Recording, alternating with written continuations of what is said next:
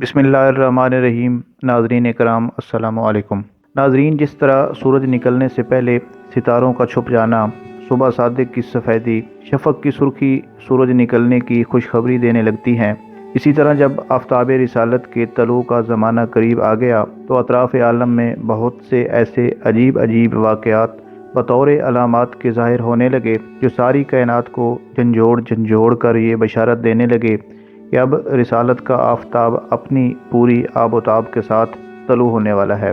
चुनाचे असहाबे फ़ील की हलाकत का वाक़या, नागहां बारान रहमत से सरज़मीन अरब का सरसब्ज़ व शदाब हो जाना और बरसों की खुश्क साली ख़त्म होकर पूरे मुल्क में खुशहाली का दौर दौरा हो जाना, बुतों का मुँह के बल गिर जाना, फारिस के मजूसियों की 1000 साल से जलाई हुई आग का एक लम्हा में बुझ जाना, किसरा के महल का जलजला और इसके 14 किंगरों का मुनहदम हो जाना, हमदान और कुम के दरमियान 6 मील लंबे 6 मील चौड़े बुहैरा सावा का यकयक बिल्कुल खुश्क हो जाना, शाम और कूफा के दरमियान वादी समावा की खुश्क नदी का अचानक जारी हो जाना, हजूर सल्लल्लाहु अलैहि वसल्लम की वालदा के बदन से एक ऐसे नूर का निकलना जिससे बसरा के महल रोशन हो गए। ये सब वाक़यात उसी सिलसिले की कड़ियाँ हैं जो हजूर नबी करीम सल्लल्लाहु अलैहि वसल्लम की तशरीफ़ आवरी से पहले ही मुबश्शिरात बनकर आलम कायनात को खुशखबरी देने लगे। अंबिया कराम अलैहिमुस्सलाम की ज़ात बबरकात से कबल ऐलान नबूवत जो खिलाफ आदत और अक्ल को हैरत में डालने वाले वाक़यात सादिर होते हैं, उनको शरीयत की इस्तिलाह में अरहास कहते हैं और ऐलान नबूवत के बाद इन्हीं को मुजज़ा कहा जाता है। हज़रत अब्दुल्ला बिन अब्बास रज़ी अल्लाह तआला अन्हुमा ने एक हदीस रिवायत की है कि जिस रात हजूर नबी करीम सल्लल्लाहु अलैहि वसल्लम का नूर नबूवत हज़रत अब्दुल्ला रज़ी अल्लाह तआला अन्हु की पुश्त अक़दस से हज़रत आमना रज़ी अल्लाह तआला अन्हा के बतन मुक़द्दस में मुंतकिल हुआ तो रोए ज़मीन के तमाम चौपायों ख़ुसूसन कुरैश के जानवरों को अल्लाह ताला ने क़ुव्वत गोयाई अता फ़रमाई और उन्होंने बज़बान फ़सी ये ऐलान किया कि आज अल्लाह ताला का वो मुक़द्दस रसूल शिकम मादर में जलवागर हो गया कि जिसके सर पर तमाम दुनिया की इमामत का ताज है और जो सारे आलम को रोशन करने वाला चिराग है। मशरिक़ के जानवरों ने मगरिब के जानवरों को बशारत दी। समुद्रों और दरियाओं के जानवरों ने एक दूसरे को ये खुशखबरी सुनाई कि हज़रत अबुल कासिम सल्लल्लाहु अलैहि वसल्लम की विलादत बासआदत का वक्त करीब आ गया। हजूर अक़दस सल्लल्लाहु अलैहि वसल्लम की विलादत बासआदत वाक़या असहाबे फ़ील से 55 दिन के बाद 12 रबीउल अव्वल आमुल फ़ील मुताबिक 25 अप्रैल 571 ईस्वी बरोज़ पीर सुबह सादिक के वक्त हुई। ये मौसम बहार था जब आप सल्लल्लाहु अलैहि वसल्लम इस दुनिया में तशरीफ़ लाए। रसूल करीम सल्लल्लाहु अलैहि वसल्लम की वालदा माजिदा हज़रत आमना रज़ी अल्लाह तआला अन्हुमा फरमाती हैं कि जब आप सल्लल्लाहु अलैहि वसल्लम की विलादत बासआदत का वक्त आया तो उस वक्त मैं घर में तन्हा थी। मोहम्मद सल्लल्लाहु अलैहि वसल्लम के दादा जनाब अब्दुल मुत्तलिब उस वक्त तवाफ़ काबा में मशगूल थे। अचानक मैंने एक ज़ोरदार आवाज़ सुनी जिससे मैं डर गई। फिर मैंने देखा कि इंतहाई सफ़ेद रंग का एक परिंदा मेरे करीब आया। उसने अपना पर मेरे सीने पर मला। उससे मेरा डर ख़त्म हो गया। उसके बाद मैंने देखा कि एक प्याला शरबत से भरा हुआ मेरे करीब पड़ा है। मैंने उसे पी लिया। उससे मुझे सुकून मिल गया। फिर मैंने देखा कि मेरे पास दराज कद खूबसूरत औरतें आईं। उन औरतों का कद अबद मुनाफ के कबीले की औरतों जैसा लंबा था। मुझे बड़ी हैरत हुई कि उनको मेरी हालत का इल्म कैसे हुआ। उन औरतों में से एक ने कहा कि मैं आसिया फ़िरौन की बीवी हूँ। दूसरी ने कहा कि मैं मरियम बिनत इमरान हूँ और ये औरतें जन्नत की हूरें हैं। अब मुझे तकलीफ़ का एहसास होने लगा। उसके साथ ही एक और गरजदार आवाज़ सुनाई दी और मैंने देखा कि आसमान और ज़मीन के दरमियान एक सफ़ेद रेशमी चादर फैला दी गई है। फिर मैंने देखा कि बहुत से लोग एक जमात की शक्ल में आसमान और ज़मीन के दरमियान खड़े हैं। उनके हाथों में चांदी के सफ़ेद आफताबे हैं और मुझे कस्तूरी से ज़्यादा अच्छी खुशबू आने लगी। मैंने देखा कि परिंदों की एक डार मेरे सामने आ गई है। उन परिंदों के पर याकूत चोंजें सब्ज़ ज़मरुद से बनी हुई थीं। उसके बाद अल्लाह रब्बुल इज़्ज़त ने मेरी निगाहों के सामने से पर्दा हटा दिया और मुझे मशरिक़ व मगरिब के उफ़क़ नज़र आने लगे। मुझे 3 अलम नज़र आए जो लहरा रहे थे, एक मशरिक़ में, दूसरा मगरिब में, जबकि एक अलम मुझे खाना काबा के ऊपर लहराता हुआ नज़र आया। इसी हालत में जब मैं ये मुशाहिदा कर रही थी तो मुझे दर्द हुआ। अब उन औरतों ने अपने हाथों से मेरी मदद की और हजूर नबी करीम सल्लल्लाहु अलैहि वसल्लम की विलादत मुबारक हुई। मैंने देखा कि आप सजदे की हालत में थे اور اپنی انگشت شہادت آسمان کی طرف اٹھائی ہوئی ہے۔ ایسے محسوس ہوتا تھا کہ جیسے رو کر التجا فرما رہے ہوں۔ سیدہ آمنہ رضی اللہ تعالی عنہا فرماتی ہیں کہ عین اسی وقت میں نے سفید رنگ کا ایک بادل کا ٹکڑا دیکھا جس نے حضور علیہ السلام کو لپیٹ کر اٹھا لیا اور آپ صلی اللہ علیہ وآلہ وسلم کو میری نظروں سے چھپا دیا۔ اس دوران میں نے ایک آواز سنی کہ کوئی منادی کر رہا ہے۔ وہ ندا یہ تھی کہ انہیں مشرق و مغرب میں لے جاؤ، بحر و بر پر لے جاؤ اور سیر کراؤ، تاکہ ہر کوئی آپ کو پہچان لے اور اچھی طرح سے جان لے کہ آپ کی صفت ماں ہی ہے، تاکہ دنیا سے شرک کے آثار ختم ہو جائیں۔ پلک جھپکتے ہی بادل کا یہ ٹکڑا اوجھل ہو گیا اور حضور علیہ السلام ریشم کے سفید کپڑے میں لپٹے ہوئے میرے سامنے تھے۔ سیدہ آمنہ رضی اللہ تعالی عنہا فرماتی ہیں کہ ابھی حضور صلی اللہ علیہ وآلہ وسلم لیٹے ہوئے تھے کہ میں نے ایک بہت بڑا نورانی بادل دیکھا جو پہلے والے بادل سے بھی بہت بڑا تھا۔ مجھے اس بادل سے گھوڑوں کے ہنہنانے اور پرندوں کے پھڑپھڑانے اور لوگوں کے باتیں کرنے کی آوازیں سنائی دینے لگیں۔ اس بادل کے ٹکڑے نے حضور علیہ السلام کو دوبارہ میری نظروں کے سامنے سے اوجھل کر دیا۔ یہ وقفہ پہلے وقفے سے زیادہ طویل تھا۔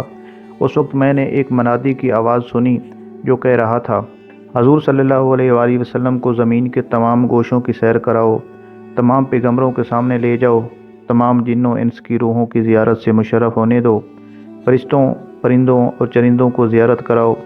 اس بچے کو حضرت آدم علیہ السلام کے اخلاق و صفات، حضرت شیس علیہ السلام کی معرفت، حضرت نوح علیہ السلام کی رقت و شجاعت، حضرت ابراہیم علیہ السلام کی خلت، حضرت اسماعیل علیہ السلام کی فصاحت و بلاغت، حضرت اسحاق علیہ السلام کی رضا، حضرت صالح علیہ السلام کی فصاحت، حضرت لوط علیہ السلام کی حکمت، حضرت یعقوب علیہ السلام کی بشارت، حضرت ایوب علیہ السلام کا صبر، حضرت یوسف علیہ السلام کا حسن و جمال، حضرت داؤد علیہ السلام کی خوش آوازی، حضرت یوشع علیہ السلام کا جہاد، حضرت دانیال علیہ السلام کی محبت، حضرت الیاس علیہ السلام کا وقار، حضرت یونس علیہ السلام کی اطاعت، حضرت یحییٰ علیہ السلام کی عصمت و زہد اور حضرت عیسیٰ علیہ السلام کا کرم دو۔ تمام انبیاء کرام کے اخلاق کو یکجا کر کے فطرت مصطفیٰ صلی اللہ علیہ وآلہ وسلم میں رکھ دو۔ حضرت آمنہ رضی اللہ تعالی عنہا فرماتی ہیں کہ اس کے بعد بادل کا یہ ٹکڑا اوجھل ہو گیا اور میں نے دیکھا کہ حضور صلی اللہ علیہ وآلہ وسلم سبز ریشمی کپڑے میں اچھی طرح سے لپٹے ہوئے ہیں اور اس ریشم سے پانی کے قطرے ٹپک رہے ہیں۔ مجھے ایک منادی کی آواز آئی کہ مبارک ہو حضور صلی اللہ علیہ وآلہ وسلم، کس شان سے دنیا میں تشریف لائے ہیں۔ دنیا کی تمام مخلوق آج سے آپ کے تابع ہے، سب ہی کو آپ کے قبضہ قدرت میں دے دیا گیا ہے۔ تمام مخلوق آپ سے فرمان خداوندی حاصل کرے گی۔ اس کے بعد میں نے آپ علیہ السلام کی طرف نگاہ کی تو میں نے دیکھا کہ گویا آپ 14ویں رات کے چاند کی طرح چمک رہے ہیں اور آپ کے بدن اطہر سے مشک و عنبر کی خوشبوئیں آ رہی ہیں۔ اس دوران مجھے 3 شخص کھڑے نظر آئے جن کے چہرے آفتاب سے زیادہ روشن تھے۔ ایک کے ہاتھ میں چاندی کا آفتابہ ہے، اس آفتابے سے کستوری کی خوشبو آ رہی تھی۔ دوسرے کے ہاتھ میں سبز زمرد کا تشت تھا، اس کے 4 پہلو تھے، ہر پہلو پر مروارید رکھا ہوا تھا۔ تیسرے کے ہاتھ میں سفید حریر ہے۔ اس کے بعد انہوں نے ایک انگوٹھی نکالی کہ جس کے دیکھنے سے آنکھیں خیرہ ہو گئیں۔ اس انگوٹھی کو آفتابے کے سفید پانی سے 7 مرتبہ دھویا، پھر اس انگوٹھی سے حضور صلی اللہ علیہ وآلہ وسلم کے مبارک شانوں کے درمیان مہر نبوت لگائی گئی۔ اس پر حریر کا ٹکڑا باندھا گیا اور تھوڑی دیر کے بعد اپنی آغوش میں لینے کے بعد میرے بچے کو میری گود میں انہوں نے واپس کر دیا۔ اشرف الانبیاء احمد مجتبی محمد مصطفیٰ صلی اللہ علیہ وآلہ وسلم عالم وجود میں رونق افروز ہوئے تو پاکیزہ بدن ناف بریدہ ختنہ کیے ہوئے خوشبوؤں میں بسے ہوئے بحالت سجدہ مکہ مکرمہ کی مقدس سرزمین میں اپنے والد ماجد کے مکان کے اندر پیدا ہوئے۔ باپ کہاں تھے جو بلائے جاتے اور اپنے نو نہال کو دیکھ کر نہال ہوتے؟ وہ تو پہلے ہی وفات پا چکے تھے۔ دادا بلائے گئے جو اس وقت طواف کعبہ میں مشغول تھے۔ یہ خوشخبری سن کر دادا عبد المطلب خوش حرم کعبہ سے اپنے گھر آئے اور والہانہ جوش محبت میں اپنے پوتے کو کلیجے سے لگا لیا، پھر کعبہ میں لے جا کر خیر و برکت کی دعا مانگی اور محمد نام رکھا۔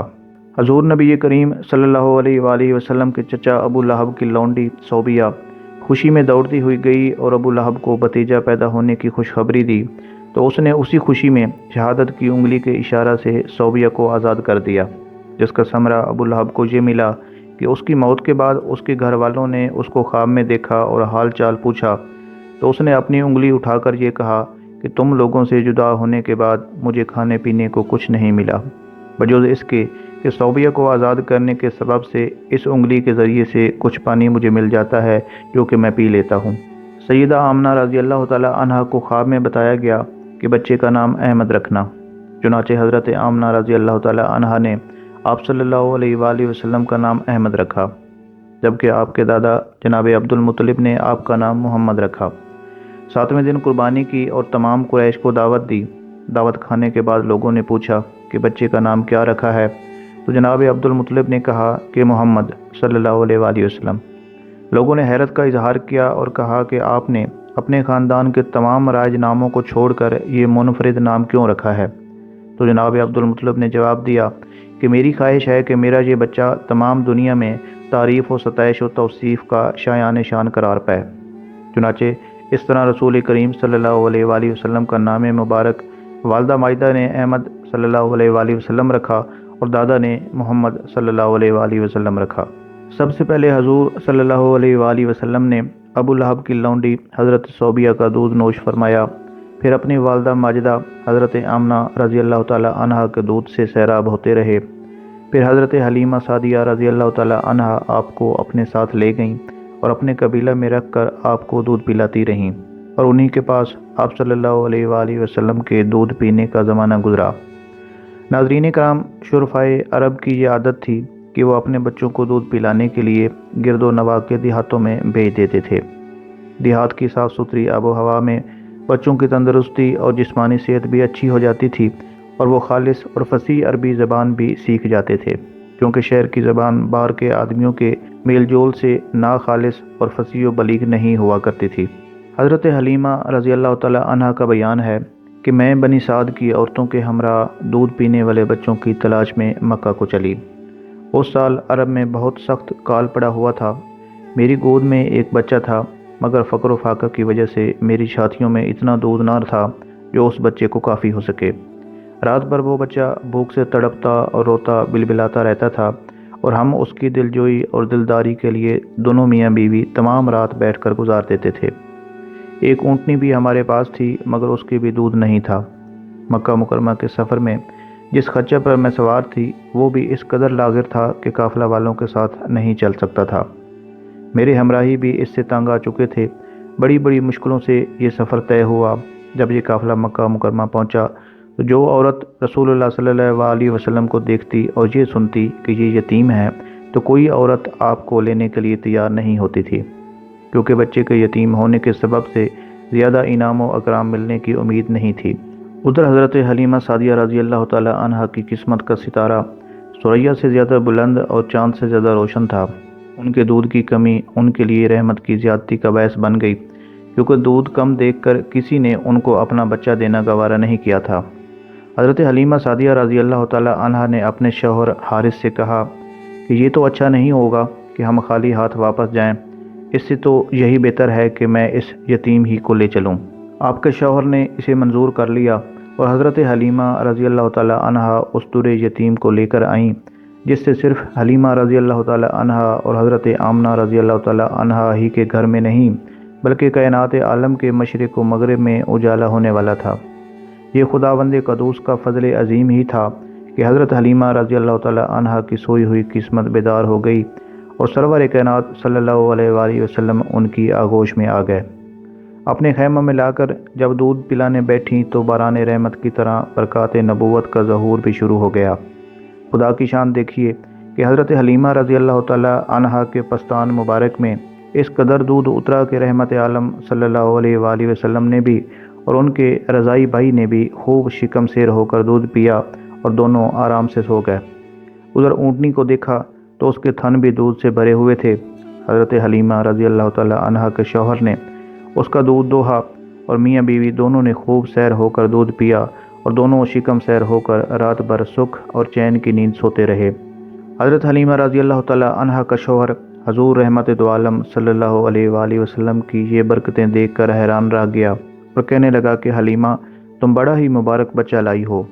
حضرت حلیمہ رضی اللہ تعالی عنہا نے کہا کہ واقعی مجھے بھی یہی امید ہے کہ یہ نہایت ہی بابرکت بچہ ہے اور خدا کی رحمت بن کر ہم کو ملا ہے۔ اور مجھے یہی توقع ہے کہ اب ہمارا گھر خیر و برکت سے بھر جائے گا۔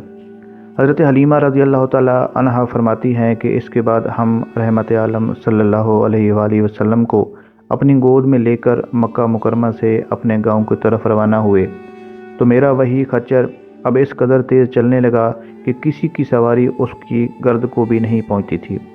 قافلہ کی عورتیں دیکھ کر حیران ہوئیں اور مجھ سے کہنے لگی کہ حلیمہ، کیا یہ وہی خچر ہے جس پر تم سوار ہو کر آئی تھیں، یا کوئی دوسرا خچر ہے جو تم نے خرید لیا ہے؟ الغرض ہم اپنے گھر پہنچے، وہاں سخت قید پڑا ہوا تھا، تمام جانوروں کے تھن بھی دودھ سے خشک ہو چکے تھے، لیکن میرے گھر میں قدم رکھتے ہی میری بکریوں کے تھن دودھ سے بھر گئے۔ اب روزانہ میری بکریاں جب چراگاہ سے گھر واپس آتیں تو ان کے تھن دودھ سے بھرے ہوتے، حالانکہ پوری بستی میں اور کسی کو اپنے جانوروں کا ایک قطرہ دودھ بھی نصیب نہیں ہوتا تھا۔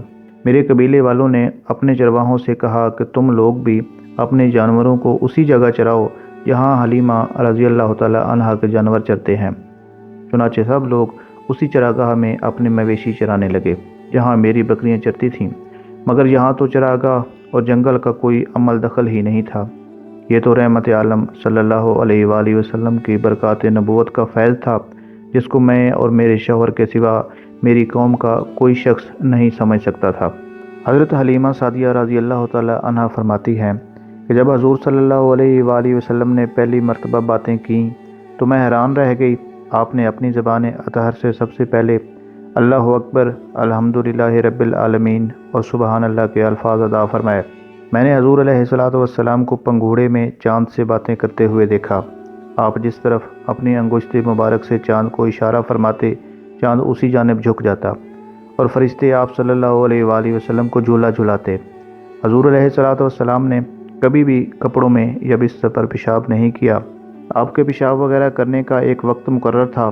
آپ صلی اللہ علیہ وآلہ وسلم معمول پر اٹھتے، میں پیشاب کراتی، مقررہ وقت پر دودھ نوش فرماتے، مقررہ وقت پر آرام فرماتے۔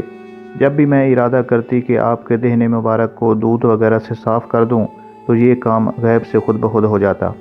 حضور علیہ الصلوۃ والسلام جب تھوڑے سے بڑے ہوئے تو گھر سے باہر آنے جانے لگے۔ محلے کے بچوں کو کھیلتے ہوئے دیکھتے مگر خود الگ کھڑے رہتے اور ان کے ساتھ کھیل کود میں مشغول نہیں ہوتے۔ حضرت حلیمہ سعدیہ رضی اللہ تعالی عنہا فرماتی ہیں کہ الغرض اسی طرح ہر دم ہر قدم پر ہم برابر آپ صلی اللہ علیہ وآلہ وسلم کی برکتوں کا مشاہدہ کرتے رہے، یہاں تک کہ 2 سال پورے ہو گئے اور میں نے آپ کا دودھ چھڑا دیا۔ آپ صلی اللہ علیہ وآلہ وسلم کی تندرستی اور نشو و نما کا حال دوسرے بچوں سے اتنا اچھا تھا کہ 2 سال میں آپ صلی اللہ علیہ وآلہ وسلم خوب اچھے بڑے معلوم ہونے لگے۔ اب ہم دستور کے مطابق رحمت دو عالم صلی اللہ علیہ وآلہ وسلم کو ان کی والدہ کے پاس لائے اور انہوں نے حسب توفیق ہم کو انعام و اکرام سے نوازا۔ گو کہ قاعدہ اور دستور کے مطابق اب ہمیں رحمت عالم صلی اللہ علیہ وآلہ وسلم کو اپنے پاس رکھنے کا کوئی حق نہیں تھا، مگر آپ صلی اللہ علیہ وآلہ وسلم کی برکات نبوت کی وجہ سے ایک لمحہ کے لیے بھی ہم کو آپ صلی اللہ علیہ وآلہ وسلم کی جدائی گوارا نہیں تھی۔ عجیب اتفاق کہ اس سال مکہ معظمہ میں وبائی بیماری پھیلی ہوئی تھی، چنانچہ ہم نے اسی وبائی بیماری کا بہانہ کر کے حضرت بی بی آمنہ رضی اللہ تعالی عنہا کو رضامند کر لیا اور پھر ہم رحمت عالم صلی اللہ علیہ وآلہ وسلم کو واپس اپنے گھر لے آئے اور ہمارا گھر پھر سے رحمتوں اور برکتوں کی کان بن گیا اور آپ ہمارے پاس نہایت خوش و خرم ہو کر رہنے لگے۔ جب آپ صلی اللہ علیہ وآلہ وسلم کچھ بڑے ہوئے تو گھر سے باہر نکلتے اور دوسرے لڑکوں کو کھیلتے ہوئے دیکھتے مگر خود ہمیشہ کھیل کود سے علیحدہ ہی رہتے۔ حضرت حلیمہ سعدیہ رضی اللہ تعالی عنہا فرماتی ہیں کہ ایک روز حضور صلی اللہ علیہ وآلہ وسلم مجھ سے پوچھنے لگے کہ میرے بھائی کہاں ہیں، آج دکھائی نہیں دے رہے۔ میں نے کہا کہ وہ بکریاں لے کر چرانے کو گئے ہیں، شام تک آ جائیں گے۔ چشمان اطہر میں آنسو بھر کر فرمانے لگے کہ میں بھی کل ان کے ساتھ جاؤں گا۔ میں نے کہا کہ میرے بیٹے جیسے تمہاری خوشی۔ چنانچہ دوسرے دن خوشی خوشی اٹھے، میں نے منہ ہاتھ دھلوایا، سر مبارک پر تیل لگایا، کنگھی کی، آنکھوں میں سرما لگایا، نیا لباس پہنایا اور ایک چھڑی دست اطہر میں پکڑا دی۔ اس کے بعد حضور صلی اللہ علیہ وآلہ وسلم اپنے رضائی بھائی کے ساتھ باہر تشریف لے گئے اور بکریاں چرانے میں مشغول ہو گئے۔ آپ صلی اللہ علیہ وآلہ وسلم روزانہ جہاں حضرت حلیمہ رضی اللہ تعالی عنہا کی بکریاں چرتی تھیں تشریف لے جاتے اور بکریاں چراگاہوں میں لے جا کر ان کی دیکھ بھال کرنا، جو تمام انبیاء اور رسولوں علیہم الصلاۃ والسلام کی سنت ہے، آپ نے اپنے عمل سے بچپن ہی میں اپنی ایک خصلت نبوت کا اظہار فرما دیا تھا۔ ایک دن آپ صلی اللہ علیہ وآلہ وسلم حسب معمول بکریاں چرانے کے لیے چراگاہ میں موجود تھے۔ جب نصف دن گزر گیا تو حضرت حلیمہ فرماتی ہیں کہ میرا بیٹا اماں جان امی جان پکارتا ہوا گھر آیا۔ وہ ڈرا ہوا تھا اور خوف سے کانپ رہا تھا۔ کہنے لگا کہ امی جان، محمد صلی اللہ علیہ وآلہ وسلم کی خبر لو، نامعلوم اب وہ زندہ بھی ہے یا نہیں۔ میں نے پوچھا کہ کیا ہوا؟ اس پر اس نے بتایا کہ محمد صلی اللہ علیہ وآلہ وسلم ہمارے ساتھ کھڑے تھے کہ اچانک ایک شخص نمودار ہوا اور اس کے قریب آ کر انہیں ہمارے درمیان سے پہاڑ کی چوٹی پر لے گیا اور لٹا کر ان کا شکم مبارک چاک کر دیا۔ آگے ہم نہیں جانتے کہ ان کا کیا حال ہوا۔ حضرت حلیمہ سعدیہ رضی اللہ تعالی عنہا فرماتی ہیں کہ یہ سنتے ہی میں اور میرا خامد چراگاہ کی طرف دیوانہ وار بھاگے۔ وہاں جا کر ہم نے دیکھا کہ حضور صلی اللہ علیہ وآلہ وسلم پہاڑ کی چوٹی پر زندہ سلامت تشریف فرما ہیں۔ میں آگے بڑھی، سر مبارک اور منہ چوما، ماتھا چوما، اٹھا کر گلے لگایا اور احوال پوچھا تو فرمانے لگے کہ میں اپنے رضائی بھائیوں کے ساتھ کھڑا تھا کہ اچانک میری نظر 3 اشخاص پر پڑی۔ ان میں سے ایک کے ہاتھ میں چاندی کا آفتابہ تھا اور دوسرے کے ہاتھ میں سبز زمرد کا تشت تھا جو برف سے بھرا ہوا تھا۔ انہوں نے مجھے پکڑا۔ میرے تمام ساتھی یہ دیکھتے ہی بھاگ گئے۔ اس کے بعد ان تینوں میں سے ایک نے مجھے بڑے آرام سے زمین پر لٹایا اور ایک نے میرے سینہ کو جوڑوں کے پاس سے ناف تک شق کیا اور مجھے کسی قسم کی تکلیف محسوس نہیں ہوئی۔ اس کے بعد پیٹ کی رگوں کو نکالا اور برف کے ساتھ خوب اچھی طرح صاف کیا اور اپنی جگہ رکھ کر کھڑا ہو گیا۔ اس کے بعد دوسرا شخص آگے بڑھا اور پہلے والے سے کہنے لگا کہ اب تم ہٹ جاؤ۔ اس کے بعد اس نے میرے دل کو اپنے ہاتھ سے نکالا۔ میں یہ سب کچھ دیکھ رہا تھا، پھر دل کو چاک کیا اور اس سے سیاہ لوتھڑا نکال دیا اور ایک طرف پھینک کر کہنے لگا کہ یہ شیطان کا حصہ ہے۔ پھر دل میں کوئی چیز جو ان کے پاس تھی رکھ دی۔ پھر اس نے اپنے دہنے اور بائیں کچھ اشارہ کیا گویا وہ کوئی چیز مانگ رہا ہے، تو انہوں نے ایک نورانی انگوٹھی اسے دی اور انگوٹھی کی نورانیت سے آنکھیں خیرہ ہو جاتی تھیں۔ اس کے بعد میرے دل پر مہر لگائی اور میرا دل نور سے لبریز ہو گیا اور اس کی ٹھنڈک میری رگ و جاں میں پھیلتی گئی۔ اس کے بعد تیسرا آدمی آگے بڑھا، اس نے اپنا ہاتھ میرے سینے پر ملا اور وہ شگاف بالکل ٹھیک ہو گیا۔ اس کے بعد مجھے انتہائی محبت سے اٹھایا اور مجھے اپنے سینے سے لگایا اور میری دونوں آنکھوں کے درمیان بوسہ دیا اور کہنے لگے کہ یا حبیب اللہ، آپ صلی اللہ علیہ وسلم کی آنکھیں ہمیشہ روشن رہیں گی اور آپ ہمیشہ خوش رہیں گے۔ اس کے بعد وہ مجھے چھوڑ کر آسمان کی طرف پرواز کر گئے اور میں دور تک ان کو جاتا ہوا دیکھتا رہا۔ حضرت حلیمہ سعدیہ رضی اللہ تعالی عنہا فرماتی ہیں کہ میں نے محمد صلی اللہ علیہ وآلہ وسلم سے یہ باتیں سنی تو بڑی فکر مند ہوئی اور ان کو جلدی سے اٹھا کر اپنے گھر لے آئی۔ میرے خامد اور دوسرے لوگوں نے مجھے مشورہ دیا کہ میں ان کو کسی کاہن کے پاس لے جاؤں تاکہ یہ واقعہ سن کر وہ کچھ بتائے۔ حضور صلی اللہ علیہ وآلہ وسلم فرمانے لگے کہ مجھے کسی کاہن کے پاس لے جانے کی ضرورت نہیں ہے، میں ٹھیک ہوں۔ حضرت حلیمہ سعدیہ رضی اللہ تعالی عنہا فرماتی ہیں کہ لوگوں کے بے حد اصرار اور مجبور کرنے پر میں حضور صلی اللہ علیہ وآلہ وسلم کو ایک کاہن کے پاس لے گئی اور اس کو تمام واقعہ سنایا۔ کاہن مجھ سے کہنے لگا کہ میں تمام واقعہ اس بچے کی زبانی سنوں گا۔ اس پر حضور علیہ الصلاۃ والسلام نے تمام کیفیت بیان فرما دی۔ یہ سنتے ہی اچانک کاہن اپنی جگہ سے اچھلا اور حضور علیہ الصلاۃ والسلام کو پکڑ کر کہنے لگا کہ لوگو، آؤ اس بچے کو قتل کر دو اور مجھے بھی اس کے ساتھ ہی قتل کر دو۔ اگر یہ زندہ رہ گیا تو پھر جوان ہو کر تمہیں اپنے دین سے ہٹا دے گا، توحید کا درس دے گا، تم کو ایسے دین کی طرف بلائے گا جس سے تم بیگانہ ہو۔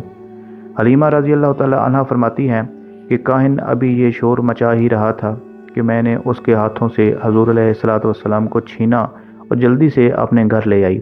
اس کے بعد میرے شوہر اور لوگوں نے مجھے مشورہ دیا کہ اس سے پہلے کہ آپ کو کوئی گزند پہنچے، بہتر یہی ہے کہ حضور صلی اللہ علیہ وآلہ وسلم کو حضرت عبد المطلب کے حوالے کر دیا جائے اور اس امانت سے دستبردار ہویا جائے۔ چنانچہ میں نے پکا ارادہ کر لیا کہ آپ کو واقعی ان کی والدہ اور جد امجد کے حوالے کر دینا چاہیے۔ میں نے یہ ارادہ کیا اور اپنی سواری پر سوار ہوئی، حضور علیہ الصلاۃ والسلام کو اپنے آگے بٹھایا۔ اچانک کسی منادی کی آواز میرے کانوں میں آئی۔ وہ کہہ رہا تھا، اے مکہ کی سرزمین، تم کو مبارک ہو، آج سے تمہارا نور، تمہارا کمال اور تمہارا چاند واپس آ رہا ہے۔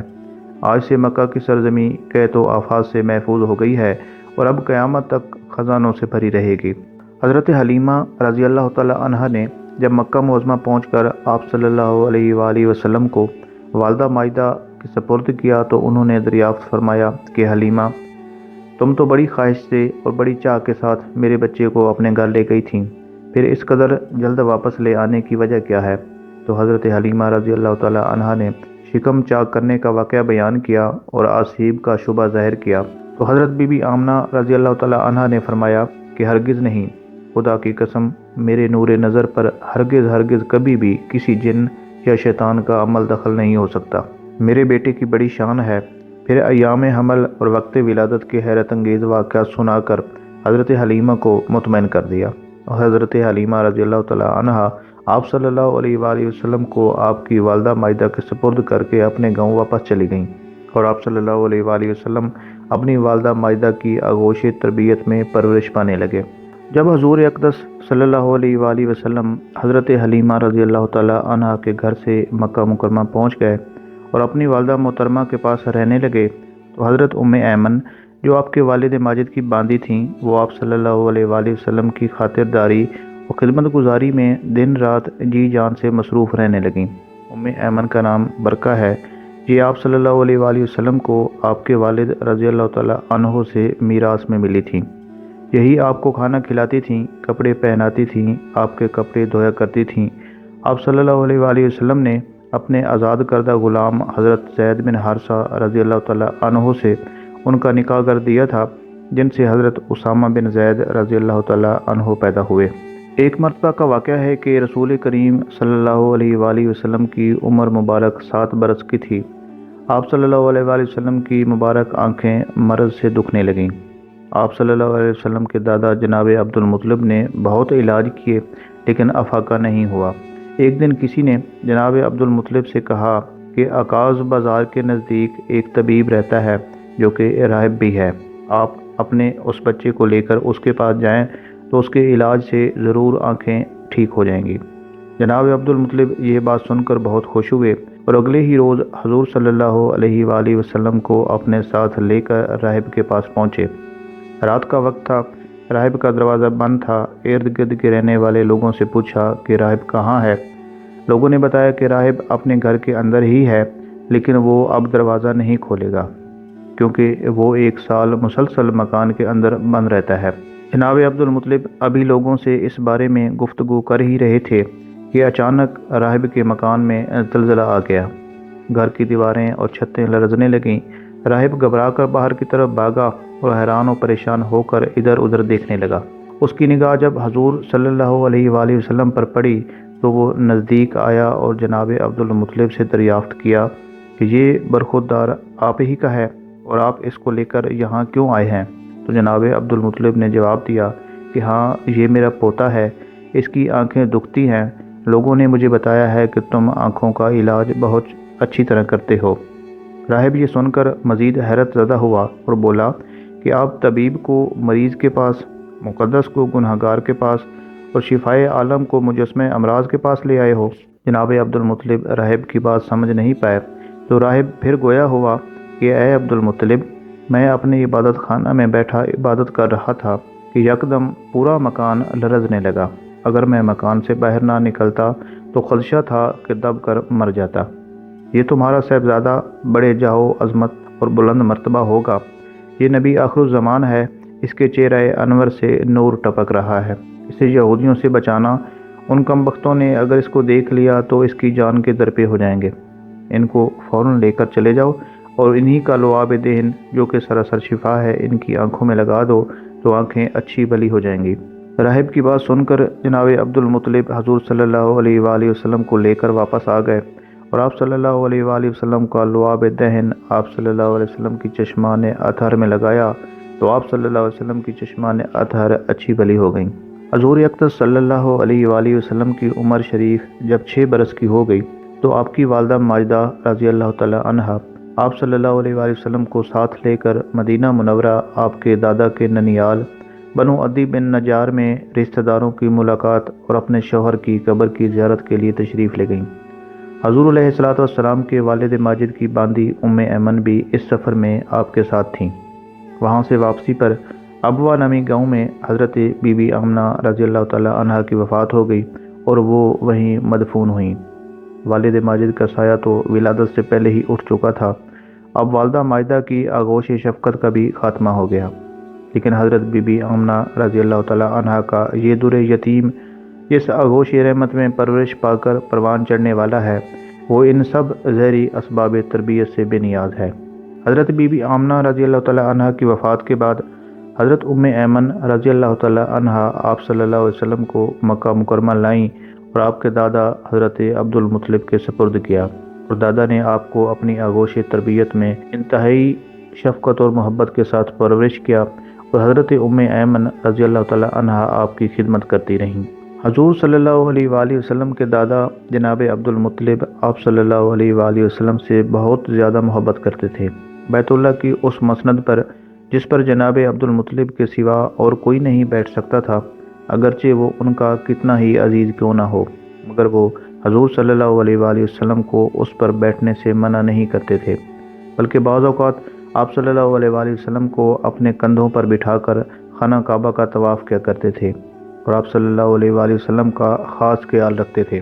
جب حضرت عبد المطلب کے وصال کا وقت قریب آیا تو ان کو حضور صلی اللہ علیہ وآلہ وسلم کی فکر دامنگیر ہوئی۔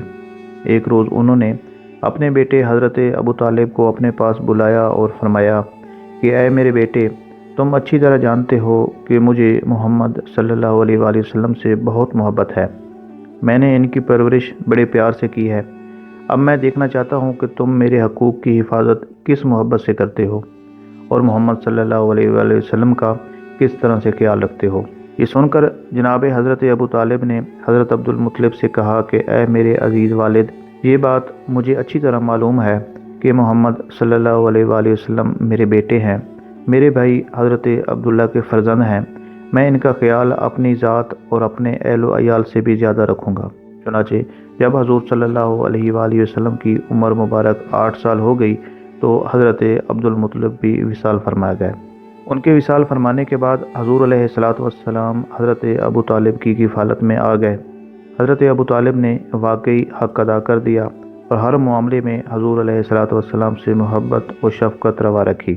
حضور علیہ الصلوۃ والسلام کی نیک خصلتوں اور دل لبھا دینے والی بچپن کی پیاری پیاری اداؤں نے جناب ابو طالب کو آپ صلی اللہ علیہ وآلہ وسلم کا ایسا گرویدہ بنا دیا کہ مکان کے اندر اور باہر ہر وقت آپ کو اپنے ساتھ ہی رکھتے، اپنے ساتھ کھلاتے پلاتے، اپنے پاس ہی آپ کا بستر بچھاتے اور ایک لمحہ کے لیے بھی کبھی اپنی نظروں سے اوجھل نہیں ہونے دیتے تھے۔ جناب ابو طالب کا بیان ہے کہ میں نے کبھی بھی نہیں دیکھا کہ حضور صلی اللہ علیہ وآلہ وسلم کسی وقت بھی کوئی جھوٹ بولے ہوں، یا کبھی کسی کو دھوکہ دیا ہو، یا کبھی کسی کو کوئی ایذا پہنچائی ہو، یا بےہودہ لڑکوں کے پاس کھیلنے کے لیے گئے ہوں، یا کبھی کوئی خلاف تہذیب بات کی ہو۔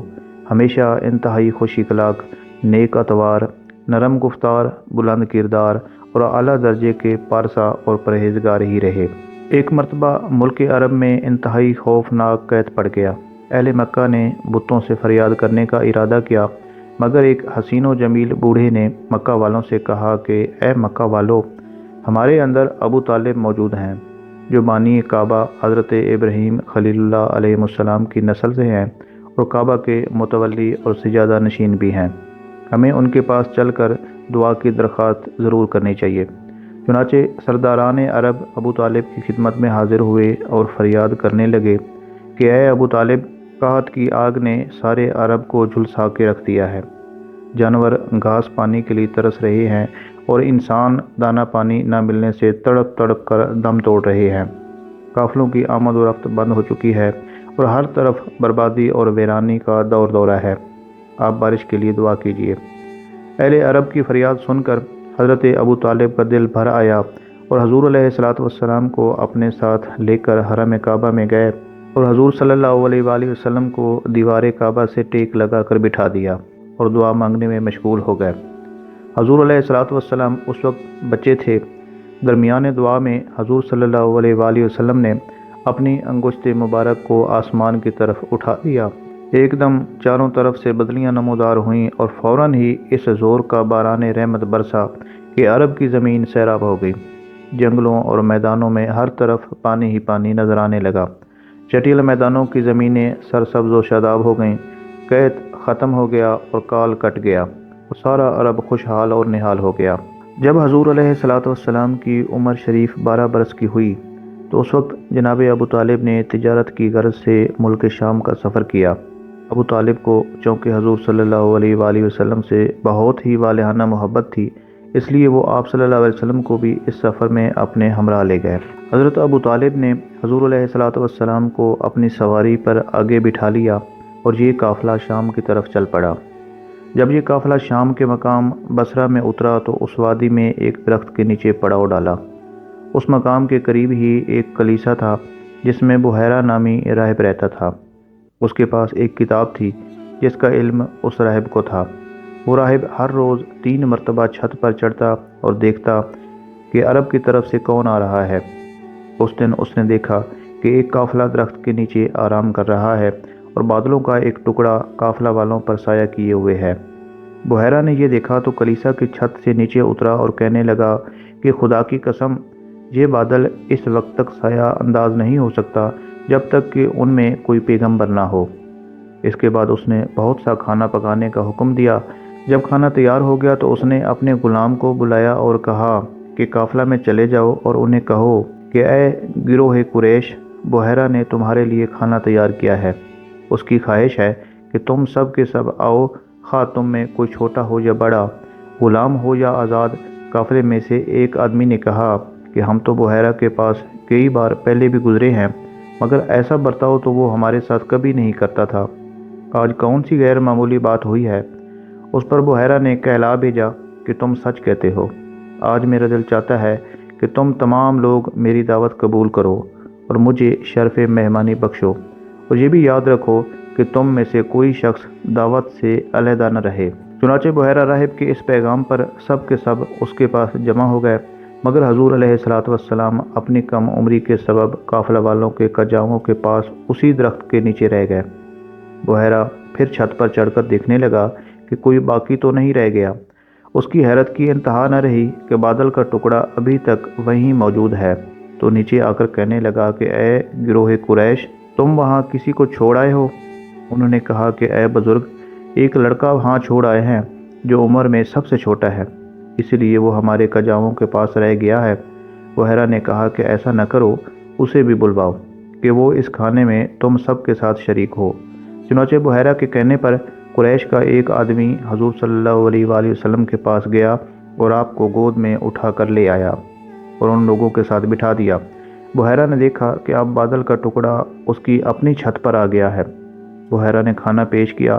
جب قافلہ والے کھانا کھانے سے فارغ ہوئے تو بحیرہ کہنے لگا کہ اے لڑکے، لات و عزیٰ کی قسم دے کر میں تجھ سے کہتا ہوں کہ جو بات میں تجھ سے پوچھوں وہ سچ سچ بتانا۔ بحیرہ نے ایسا اس لیے کہا کہ اس نے آپ کی قوم کو ان دونوں بتوں کی قسمیں کھاتے ہوئے سنا تھا۔ بحیرہ کے سوال پر پیارے نبی صلی اللہ علیہ وآلہ وسلم نے فرمایا کہ لات و عزیٰ کی قسم دے کر مجھ سے کوئی بات نہ پوچھ۔ خدا کی قسم، مجھے ان دونوں سے جتنا بغض ہے اور کسی چیز سے کبھی نہیں رہا۔ اس پر بحیرہ نے آپ سے کہا کہ خدا کی قسم، آپ مجھے وہ بتائیے جو میں آپ سے پوچھتا جاؤں۔ آپ نے فرمایا کہ جو تمہیں مناسب معلوم ہو مجھ سے دریافت کرو۔ چنانچہ بحیرہ نے آپ صلی اللہ علیہ وسلم سے چند سوالات کیے۔ حضور علیہ الصلوۃ والسلام نے جواب دیا۔ پھر بحیرہ نے آپ کی پشت مبارک دیکھی، دونوں شانوں کے درمیان مہر نبوت موجود تھی۔ جب بحیرہ ان باتوں سے فارغ ہوا تو کہنے لگا کہ یہ بچہ محمد کس کا ہے؟ قافلہ والوں نے بتایا کہ یہ ابو طالب کا بیٹا ہے۔ بحیرہ نے کہا کہ اس کے ماں باپ زندہ نہیں ہو سکتے، تم سچی سچی بات کرو۔ ابو طالب نے بتایا کہ یہ بچہ میرے بھائی جناب عبداللہ کا بیٹا ہے، یتیم ہے اور میں ہی اس کی پرورش کرتا ہوں۔ بحیرہ نے یہ سن کر کہا کہ اب تم نے سچ بات کی ہے، اب علیحدہ ہو کر میری بات بھی غور سے سن لو۔ یاد رکھو، یہ بچہ اللہ کا آخری نبی ہے، اس کے کندھوں میں ایک مہر نبوت ہے اور یہ وہی فرزند ہے جس کی تعریف و توصیف تورات، زبور اور انجیل میں آئی ہے۔ میں تمہیں وصیت کرتا ہوں کہ یہود و نصارہ سے ان کی خوب حفاظت کرو، تم ان کا خیال رکھنا۔ بحیرہ نے حضور علیہ السلام کی مہر نبوت پر بوسہ دیا اور آپ صلی اللہ علیہ وآلہ وسلم پر ایمان لایا۔ پھر کہنے لگا کہ اے ابو طالب، تم اپنے بھتیجے کو لے کر اس شہر سے فوراً نکل جاؤ۔ خدا کی قسم، اگر یہود و نصارہ نے انہیں دیکھ لیا اور ان کے بارے میں جو کچھ میں نے جانا ہے انہوں نے بھی جان لیا تو ضرور ان کو وہ نقصان پہنچانا چاہیں گے۔ اس لیے تمہارے اور ان کے حق میں یہی بہتر ہوگا کہ اب تم ان کو آگے لے کر نہ جاؤ اور اپنا مال تجارت یہیں فروخت کر کے بہت جلد مکہ چلے جاؤ، کیونکہ ملک شام میں یہودی لوگ ان کے بہت بڑے دشمن ہیں، وہاں پہنچتے ہی وہ لوگ ان کو شہید کر ڈالیں گے۔ بحیرہ راہب کے کہنے پر ابو طالب کو خطرہ محسوس ہونے لگا، چنانچہ انہوں نے وہیں اپنی تجارت کا مال فروخت کر دیا اور بہت جلد حضور صلی اللہ علیہ وآلہ وسلم کو اپنے ساتھ لے کر مکہ مکرمہ واپس آ گئے۔ بحیرہ راہب نے چلتے وقت انتہائی عقیدت کے ساتھ آپ کو سفر کا کچھ توشہ بھی دیا۔ ناظرین کرام، اسلام سے پہلے عربوں میں لڑائیوں کا ایک طویل سلسلہ جاری تھا۔ انہی لڑائیوں میں سے ایک مشہور لڑائی جنگ فجار کے نام سے مشہور ہے۔ عرب کے لوگ ذوالقعدہ، ذوالحجہ، محرم اور رجب، ان 4 مہینوں کا بے حد احترام کرتے تھے اور ان مہینوں میں لڑائی کرنے کو گناہ جانتے تھے، یہاں تک کہ عام طور پر ان مہینوں میں لوگ تلواروں کو نیام میں رکھ دیتے اور نیزوں کی برچھیاں اتار لیتے تھے۔ مگر اس کے باوجود کبھی کبھی کچھ ایسے ہنگامی حالات درپیش ہو گئے کہ مجبوراً ان مہینوں میں بھی لڑائیاں کرنی پڑیں، تو ان لڑائیوں کو اہل عرب حروف فجار یعنی گناہ کی لڑائیاں کہتے تھے۔ سب سے آخری جنگ فجار جو قریش اور کیس کے قبیلوں کے درمیان ہوئی، اس وقت حضور علیہ السلام کی عمر مبارک 20 برس تھی۔ چونکہ قریش اس جنگ میں حق پر تھے، اس لیے ابو طالب وغیرہ اپنے چچاؤں کے ساتھ آپ نے بھی اس جنگ میں شرکت فرمائی، مگر کسی پر ہتھیار نہیں اٹھایا، صرف اتنا ہی کیا کہ اپنے چچاؤں کو تیر اٹھا اٹھا کر دیتے رہے۔ اس لڑائی میں پہلے کیس پھر قریش غالب آئے اور آخرکار صلح پر اس لڑائی کا خاتمہ ہو گیا۔ روز روز کی لڑائیوں سے عرب کے سینکڑوں گھرانے برباد ہو گئے تھے، ہر طرف بد امنی اور آئے دن کی لوٹ مار سے ملک کا امن و امان غارت ہو چکا تھا۔ کوئی شخص اپنی جان و مال کو محفوظ نہیں سمجھتا تھا، نہ دن کو چین نہ رات کو آرام۔ اس وحشت ناک صورتحال سے تنگ آ کر کچھ صلح پسند لوگوں نے جنگ فجار کے خاتمہ کے بعد ایک اصلاحی تحریک چلائی۔ چنانچہ بنو ہاشم، بنو زہرہ، بنو اسد وغیرہ قبائل قریش کے بڑے بڑے سرداران عبداللہ بن جدعان کے مکان پر جمع ہوئے اور حضور علیہ السلام کے چچا زبیر بن عبد المطلب نے یہ تجویز پیش کی کہ موجودہ حالات کو سدھارنے کے لیے کوئی معاہدہ کرنا چاہیے۔ چنانچہ خاندان قریش کے سرداروں نے بقائے باہم کے اصول پر جیو اور جینے دو قسم کا ایک معاہدہ کیا۔ اس معاہدہ میں حضور اقدس صلی اللہ علیہ وآلہ وسلم بھی شریک ہوئے اور آپ کو یہ معاہدہ اس قدر عزیز تھا کہ اعلان نبوت کے بعد آپ صلی اللہ علیہ وآلہ وسلم فرمایا کرتے تھے کہ اس معاہدہ سے مجھے اتنی خوشی ہوئی کہ اگر اس معاہدہ کے بدلے میں کوئی مجھے سرخ رنگ کے اونٹ بھی دیتا تو مجھے اتنی زیادہ خوشی نہ ہوتی۔ اس تاریخی معاہدہ کو حلف الفضول کہتے ہیں۔ وہ اس لیے کہتے ہیں کہ قریش کے اس معاہدہ سے بہت پہلے مکہ میں قبیلہ جرہم کے سرداروں کے درمیان بھی باہم ایسا ہی ایک معاہدہ ہوا تھا، اور چونکہ قبیلہ جرہم کے وہ لوگ جو اس معاہدہ کے محرک تھے ان سب لوگوں کا نام فضل تھا، یعنی فضل بن حارث اور فضل بن وداع اور فضل بن فضالہ، اس لیے اس معاہدہ کا نام حلف الفضول رکھ دیا گیا، یعنی ان چند آدمیوں کا معاہدہ جن کے نام فضل تھے۔ تو ناظرین اکرام، یہ سیرت النبی صلی اللہ علیہ وآلہ وسلم کے چند باب تھے جو کہ ہم نے آپ کی خدمت میں پیش کیے۔ آنے والی ویڈیوز میں ہم حضور صلی اللہ علیہ وآلہ وسلم کی سیرت مبارکہ کے مزید احوال آپ کی خدمت میں پیش کریں گے۔ اللہ کریم سے دعا ہے کہ میرا یہ بیان کرنا اور آپ لوگوں کا سننا اپنی بارگاہ اقدس میں قبول فرمائے۔ اپنا خیال رکھیے گا، دعاؤں میں یاد رکھیے گا۔ اللہ حافظ۔